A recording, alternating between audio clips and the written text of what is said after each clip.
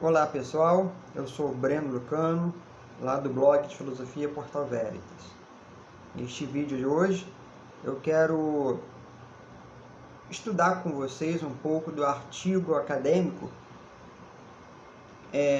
que está nesse livro aqui, que eu já referenciei para vocês algumas vezes em vídeos atrás, onde eu falei sobre os principais livros a respeito do estoicismo e de Marco Aurélio. São dois vídeos diferentes.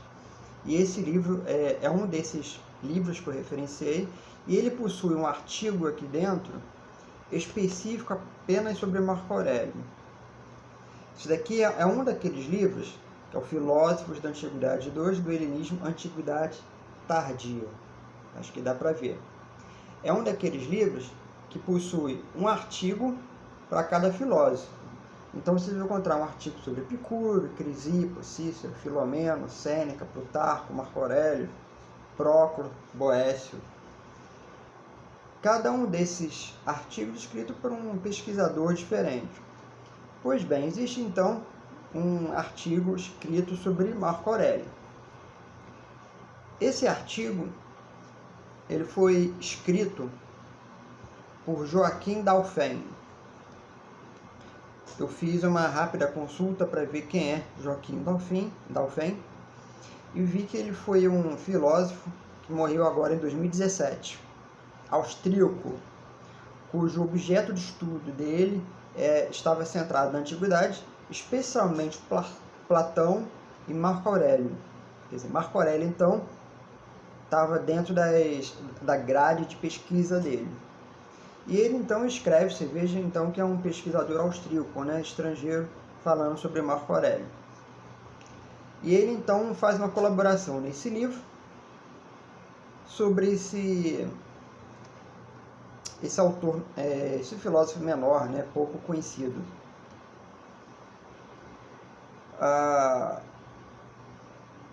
Esse artigo, ele começa assim com uma frase assim, de impacto, que é: torna-te o que a filosofia quer que sejas, que é uma ideia que se encontra já em Marco Aurélio, lá em Meditações. Pois bem, no início do artigo, Dauphin, ele faz uma rápida, bem rápida mesmo, apanhado histórico a respeito de Marco. É sempre bom fazer um apanhado histórico antes de fazer uma análise sobre o autor, para que você possa entender o mundo em que o autor vive, para que você possa fazer essa análise. Então ele vai falando desde o momento que ele nasceu e tal, a adoção dele por Antonino. E aqui ele começa a falar já uma coisa interessante, que poucas vezes a gente encontra essa informação nos artigos ou nos outros vídeos que nós encontramos sobre Marco Aurélio por aí, até mesmo aqui no YouTube. Ele fala que Marco Aurélio ele teve uma adesão por Aristo de Quios aos 25 anos de idade. Evidentemente, pelo desgosto de Frontão, que queria que ele continuasse na retórica. O Frontão, nós devemos lembrar, foi aquele professor de retórica dele, de latim, que ele trocou várias cartas com ele. Então, essas cartas servem também como fonte primária de pesquisa sobre Marco Aurélio, as cartas de Marco Aurélio Frontão e também de Lúcio Vero. O professor troca carta com os dois alunos dele, os dois imperadores. E aqui então, nessa passagem, ele fala dessa aproximação de Marco com Aristo. Essa informação eu já trabalhei na minha apresentação no Stoicon Brasil, no artigo que eu publiquei. E essa informação ela também se encontra no livro de Pierre Grimal. Ariston de Quios foi um dos principais estoicos também, foi um dos primeiros estoicos, aluno direto de Zenão. Ariston de Quios ele rompe com Zenão e se aproxima muito do cinismo. Por isso vocês vão encontrar em pesquisas a respeito do cinismo, também é o nome de Aristão de Quios, que ora ele vai aparecer como estoico, ora como cínico, mas na verdade ele foi aluno de Zenão de fato. Ele rompeu com a ortodoxia estoica e deu coloração bastante cínica ao estoicismo. Evidentemente, ele criou inimizade posteriormente com Crisipo, que rompeu com Ariston e buscou uma ortodoxia estoica. E Marco Aurélio, então, se apaixonou por Aristão. Daí a tese que eu levantei no meu artigo, e a tese que eu sustento, é que Marco Aurélio realmente é um estoico, mas é um estoico com tendências bastante cínicas, predominantemente cínicas, às vezes até mais cínicas que estoicas, em função dessa leitura de Ariston. Ele se influenciou muito por Ariston. Muito bem, então Joaquim da Fém vai falar isso nesse artigo. E ele vai começar então, a partir daí, a desenvolver um pouco das ideias de Marco. E cada ideia que ele vai desenvolvendo a respeito de Marco, ele vai dando os fragmentos de meditações que vão corroborar essas ideias que da Fém vai desenvolvendo. Então, por exemplo, ele vai falar, por exemplo, assim, que o livro 2 ao livro 12 de meditações, ele tem um caráter uniforme. Ele se compõe de capítulos curtos que geralmente tornam apenas algumas linhas. E por aí vai. Ele vai descrevendo, fazendo um apanhado da estrutura textual de meditações. Ele vai falar aqui que para Marco, a lei básica do acontecimento no cosmos é a constante transformação, que ele vai chamar em grego de metabolê. Algo que vai dar origem à palavra que nós conhecemos aqui em português como metabolismo. Metabolismo, ou metabolê em grego, é a constante mudança, a transformação de uma coisa para outra. E isso é corroborado por Marco. A natureza do todo é a razão que atua no cosmos. E aí ele cita a passagem de Marco Aurélio, 7,75. O fluxo constante de transformações renova o cosmos e a mantém jovem. E aí ele dá 6,15, 12,23, 12,3. Depois ele vai falar um pouco sobre Deus, natureza, razão.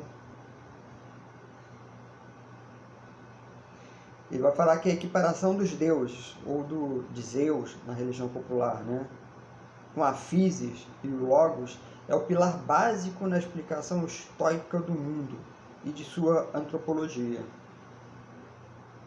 Marco tem sempre presente as consequências que resultam desse ensino para a organização e administração de sua própria vida. Marco chama a natureza de o mais digno de honra dentre os deuses. Ele equipara sua ação com a da providência. Depois ele vai falar um pouco sobre a questão do corpo, a alma, o espírito. Ele vai falar que um dos elementos, e é muito verdade, eu tenho que concordar com o Dalphin, um dos elementos para você poder entender Marco, é que ele era muito fascinado pela questão das análises, pelo desmembramento dos fenômenos em diversos componentes. Você tem um fenômeno, qualquer que seja, você vai aprofundando, até encontrar o substrato racional que produz esse fenômeno. Marco faz isso muitas vezes. Ele diz que essas análises deveriam ser aplicadas a todas as noções que ocorrem no ser humano.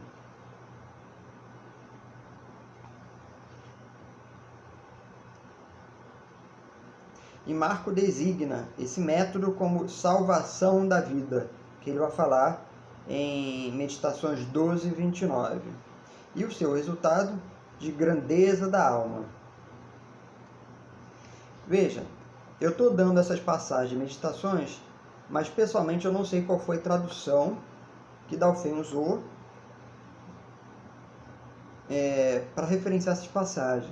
Então pode ser que eu lendo aqui e vocês procurarem na tradução que vocês têm, vocês não encontram exatamente como está escrito aqui, mas a ideia é mais ou menos parecida. Eu gosto muito da tradução quer dizer, não é que eu goste, mas eu uso muito a tradução da Martin Claret. Então, o meu exemplar, inclusive, está todo rabiscado por dentro, tem anotação para tudo que é lado.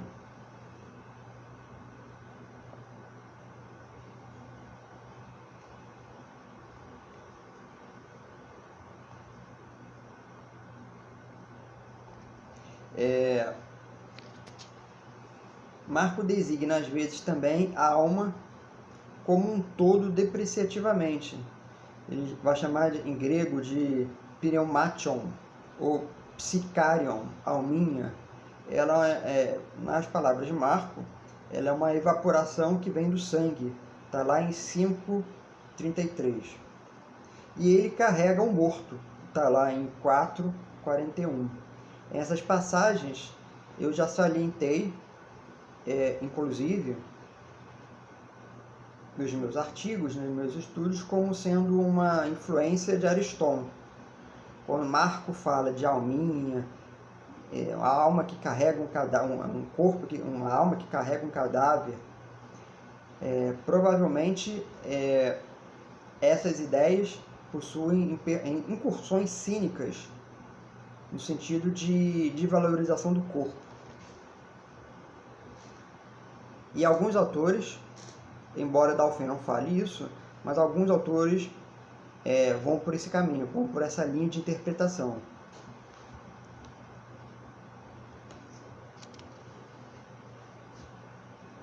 Marco Aurélio diz para si mesmo que o ser humano pode lidar e suportar tudo que sucede advindo de causas exteriores, sem sofrer danos reais. Se ele considera confrontar-se com as coisas com a suposição correta e com o juízo do hegemonicon, da parte condutora da alma. Marco vai trabalhar nesse sentido, ele foge do cinismo, ele é mais estoicamente ortodoxo. Então ele vai utilizar a palavra hegemonicon em Meditações. O hegemonicon é o fragmento da alma, conforme determinado e pensado por Zenão, que é mais aderente à physis. E sendo mais aderente à physis, ele é mais racional. Parte do hegemonicon, ou do hegemoníaco, de acordo com a tradução de Raquel Gazola, parte do hegemoníaco, o julgamento. Daí o exercício, o ofício estoico de você sempre purificar o julgamento, não fazendo com que o seu julgamento, o seu olhar, a sua opinião do mundo sofra influência das causas externas. Quando as causas externas batem, sucumbem sobre o hegemonicon, você perde a capacidade de julgar e, consequentemente, você cai em infelicidade. Que, na verdade, era isso que os estoicos tentavam fugir, né? Fugir da infelicidade. Fugir do movimento passional. E você só vai conseguir isso se o seu hegemonicon for puro, límpido, imaculado de tudo aquilo que for capaz de jogá-lo de um lado para o outro. Marco repete muitas vezes para si mesmo a sentença: tudo é suposição. Na tradução que eu tenho da Martin Claret, ele fala que tudo é opinião, que é a tradução mais comum que a gente encontra por aí. A vida inteira é hipolepsis. Quer dizer, isso está em 2:15, em 4:3, 4:12, 12:8, 12:22, 12:26. A vida toda é uma questão sempre de opinião. Se assim for, e Marco Aurélio estiver correto, e os estoicos estiverem corretos, tanto a questão da felicidade quanto a questão da infelicidade são também uma questão de opinião. Você só se torna feliz ou infeliz de acordo com a opinião que você tem e que você formou a respeito das coisas. Eu posso ser muito intransigente, eu posso ser muito durão, eu posso ser muito ríspido, eu posso ser muito implacável com as pessoas e com os acontecimentos, e isso causar muito sofrimento. Eu posso achar, por exemplo, que o mundo todo está contra mim.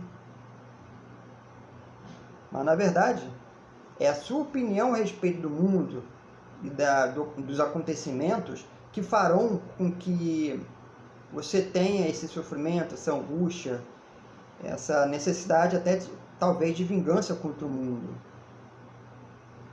Isso é a base da TCC, da terapia cognitiva comportamental. Você tem um evento externo, esse evento externo produz uma opinião instantânea, essa opinião instantânea produz infelicidade.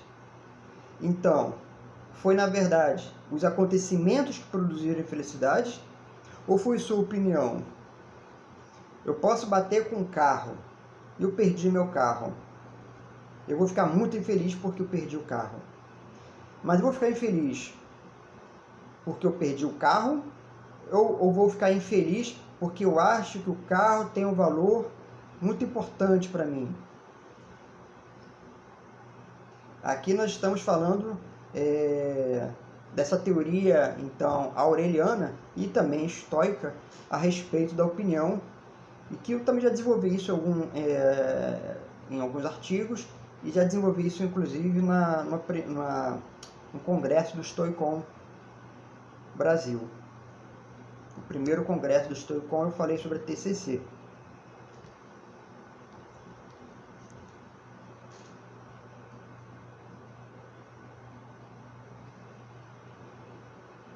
Fiel à antropologia estoica, Marco Aurélio considera o ser humano como um ser vivo dotado de razão e predisposto à comunhão por natureza, com zon logikon kai koimonikon ou politikon.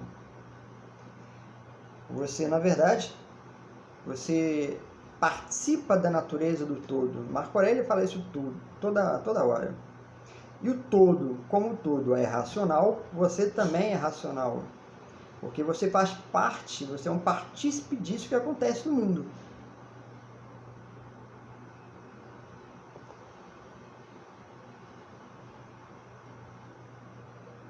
Marco Aurélio é aquele que tem um tom mais pessoal, procura dar conta da sua frustração para com os seres humanos com dois argumentos. Um deles é que a maldade dos outros não o prejudica, porque ele não torna o seu espírito pior. Ele fala isso em 6:22, 8:51, 8:52, 8:56. Também fala em 9:42. Novamente a questão do hegemonikon, o hegemoníaco, se nós falarmos em português. O hegemonikon será sempre aquela fatia da alma responsável pelo julgamento. Ela será sempre como Pierre Hadot dirá, né? Uma cidadela interior. Você será sempre impenetrável. Pode cair muralhas, podem cair mil acontecimentos sobre você, mas você será sempre impenetrável. Você será o sábio estoico, os poudaiós, será sempre intransponível. Ele não se abalará. Ele ficará sempre naquela situação de perene tranquilidade para julgar e para sentir, para pensar. Tem uma parte em que Dauphin vai falar sobre destino e morte.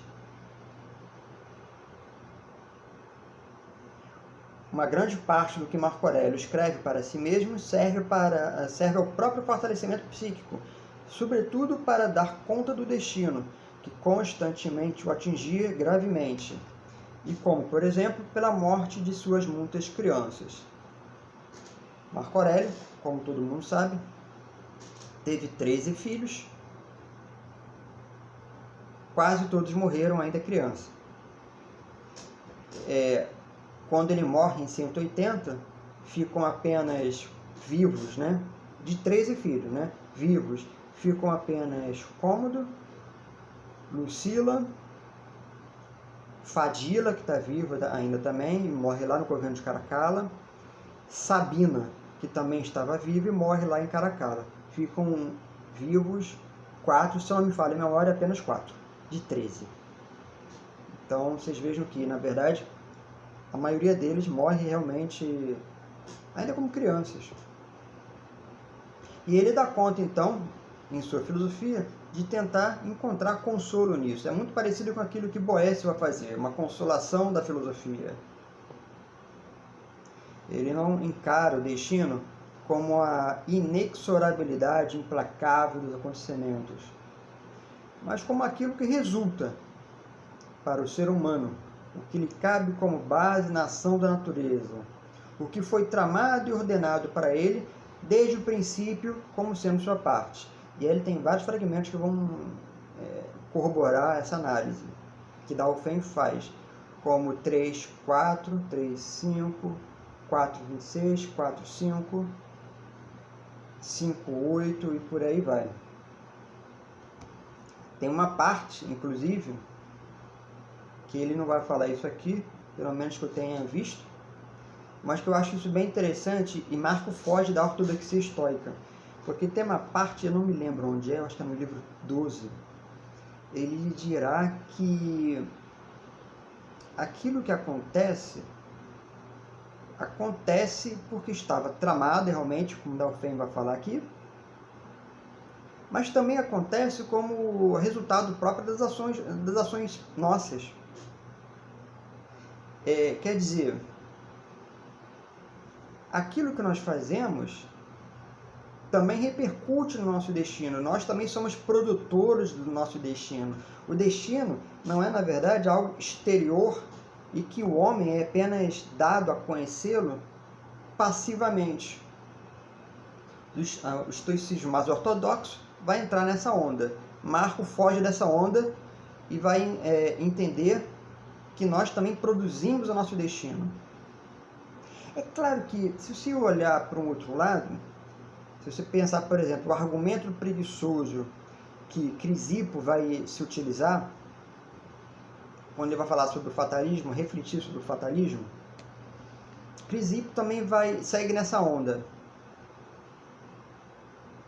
É necessário que você crie condições para que aquilo que aconteça. Senão aquilo nunca vai acontecer. Se eu não estudar, não passarei na prova. Para que eu bata com o carro, é necessário que eu esteja dirigindo. Senão o meu carro nunca vai bater. Ou antes que eu tenha um carro para poder bater, senão o carro não vai bater. Ele vai, Crisipo, na verdade, um argumento preguiçoso. Busquem assim depois no Google, argumento preguiçoso. Crisipo vai utilizar muito desse argumento.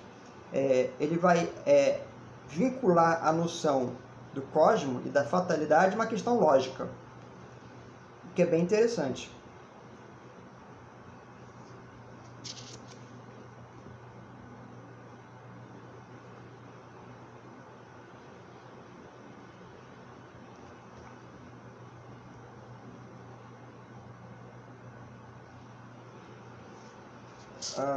Vamos ver.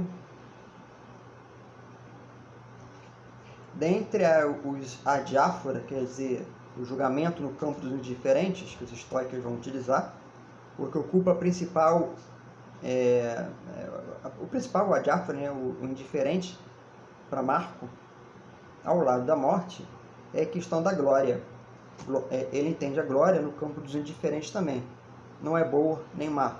Está lá simplesmente para dono no meio dela, e você não deve buscar e nem repelir. É claro que essa questão da glória diz muito para ele, porque ele é o Augusto.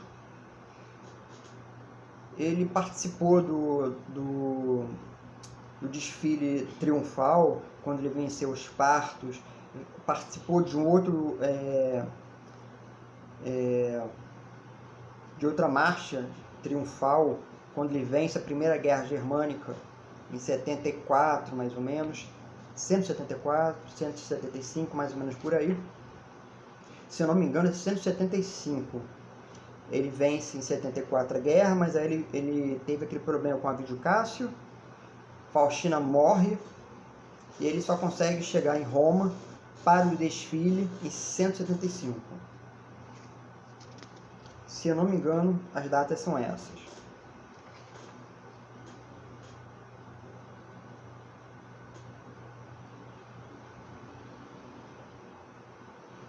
Para ele, bem viver significa fazer o que a natureza humana pede. O que a natureza humana pede? A natureza humana, tecida pelo Hegemonicon, é uma natureza racional. Ou seja, seguir a natureza está nos planos aurelianos. E aqui para o César, tem uma coisa para Augusto, eu prefiro falar Augusto do que César. Porque Augusto, na verdade, é o reinante, tá? É o cara que está reinando. O César é apenas o pretendente. Quer dizer, o título de Augusto é um título superior ao César ainda.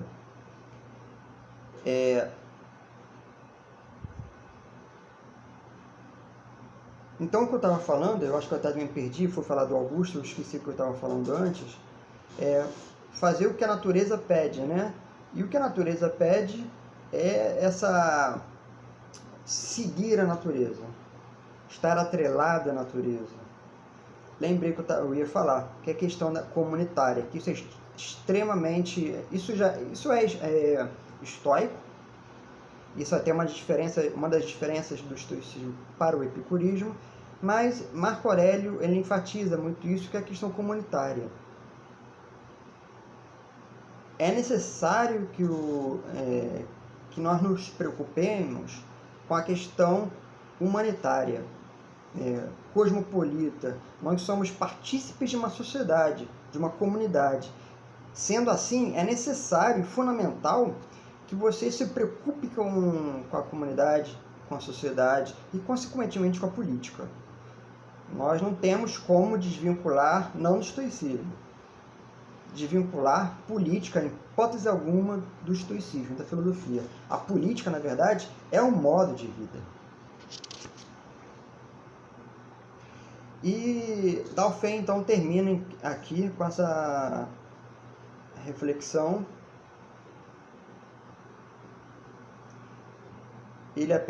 Dauphin até termina com uma frase que é contraditória. A posterioridade contestou-o e afirmou que ele cumpriu a exigência de Platão que os filósofos deveriam governar. É claro que isso daqui será sempre muito debatido. Marco Aurélio terá sido o filósofo ideal pretendido por Platão?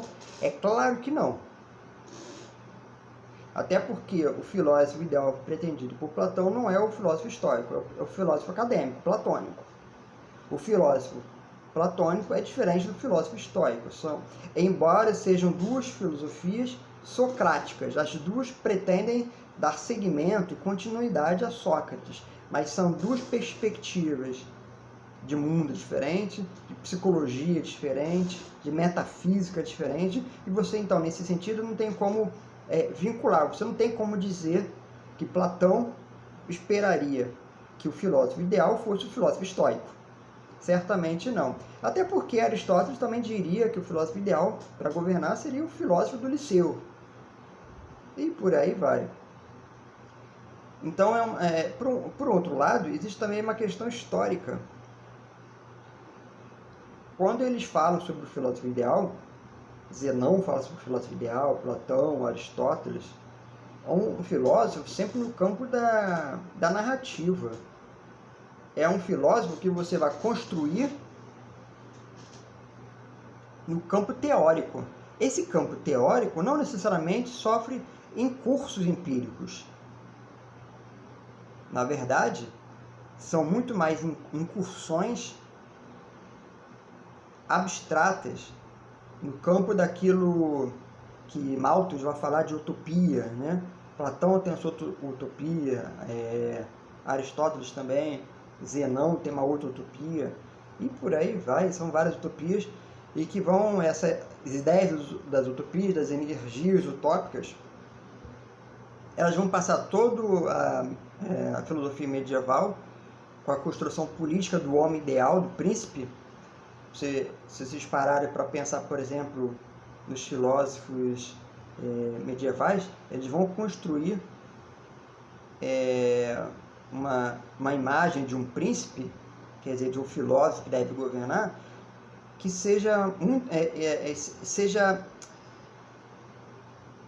instruído pelo Espírito Santo, que esteja atrelado a Deus, né?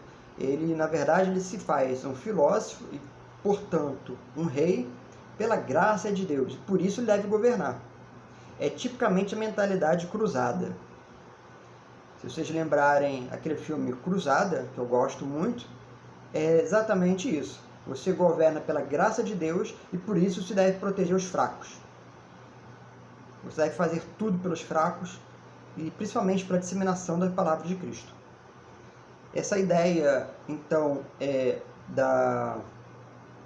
das utopias, elas vão ultrapassar séculos, chegam em Malthus, chegam no século XIX, com o socialismo utópico. Socialismo científico também, o socialismo científico também é utópico, na verdade, né? Ele tem um nome científico apenas para fazer uma diferenciação pedagógica, mas ele é utópico também, né? Ele nunca foi colocado em prática. E nós estamos aqui hoje. Enfim, essa aqui foi a minha análise rápida desse artigo de Joachim Dauphin. Eu vou mostrar aqui para vocês como é que se escreve.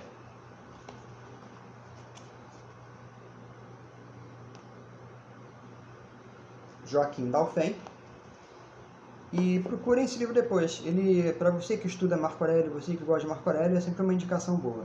Eu fico por aqui, espero que vocês tenham gostado. Encontro com vocês em breve. Até a próxima.